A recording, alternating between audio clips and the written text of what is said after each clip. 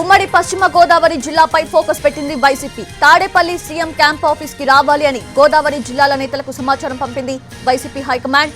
అధిష్టానం పిలుపుతో తాడేపల్లి బయలుదేరారు ఎమ్మెల్యేలు, నియోజకవర్గ ఇన్ఛార్జీలు. సీఎం క్యాంపు కార్యాలయంలో పార్టీ పెద్దలతో భేటీ కానున్నారు. అసెంబ్లీ ఎన్నికల సంసిద్ధతపై చర్చించనుంది వైసీపీ అధిష్టానం. టీడీపీ, బీజేపీ, జనసేన పొత్తుతో ఉమ్మడి పశ్చిమ గోదావరి జిల్లాలో మారుతున్న రాజకీయ సమీకరణాలపై చర్చించబోతున్నారు.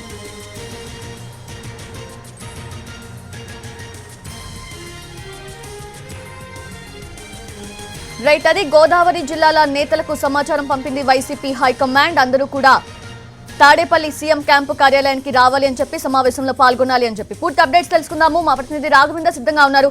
రాఘవ్, చెప్పండి, అంటే ఈ సమావేశంలో ముఖ్యంగా చర్చకొచ్చే అంశాలేంటి?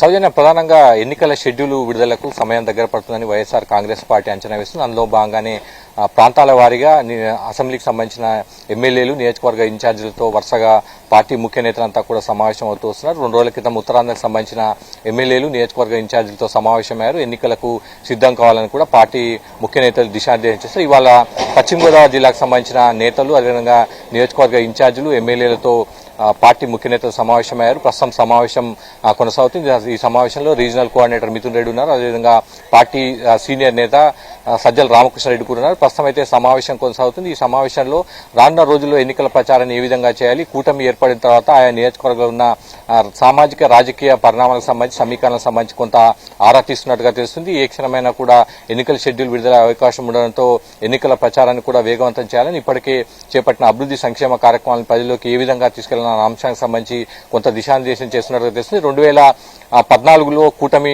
పోటీ చేసినప్పుడు ఆ జిల్లా, అంటే పశ్చిమ గోదావరి జిల్లాలో వైఎస్ఆర్ కాంగ్రెస్ పార్టీ ఒక్క సీటు కూడా గెలుచుకోలేదు. బీజేపీ, అదేవిధంగా టీడీపీ అన్ని సీట్లు కూడా కైవసం చేసుకుంది. అదే 2019 ఎన్నికలకు వచ్చే వరకు ఫలితాలు తారుమారయ్యాయి. దాదాపు మొత్తం 15 సీట్లలో 13 వైఎస్ఆర్ కాంగ్రెస్ పార్టీ గెలుచుకున్న పరిస్థితి. ఈసారి కూడా కనీసం 10కి పైగా సీట్లు ఆ జిల్లాలో గెలుచుకోవాలన్న లక్ష్యంగా వైఎస్ఆర్ కాంగ్రెస్ పార్టీ అడుగులు వేస్తుంది. అందులో భాగంగానే పార్టీ నేతలతో సమావేశమయ్యారు. ప్రస్తుతం అయితే సమావేశం కొనసాగుతుంది. రానున్న రోజుల్లో ఏ విధంగా ముందుకు వెళ్లాలి, ఎన్నికల ప్రచారాన్ని ఏ విధంగా చేయాలి, అదేవిధంగా కూటమి పైన ఏ విధంగా రాజకీయంగా టార్గెట్ చేయాలన్న అంశానికి సంబంధించి దిశానిర్దేశం చేస్తున్నారు. సౌజన్య.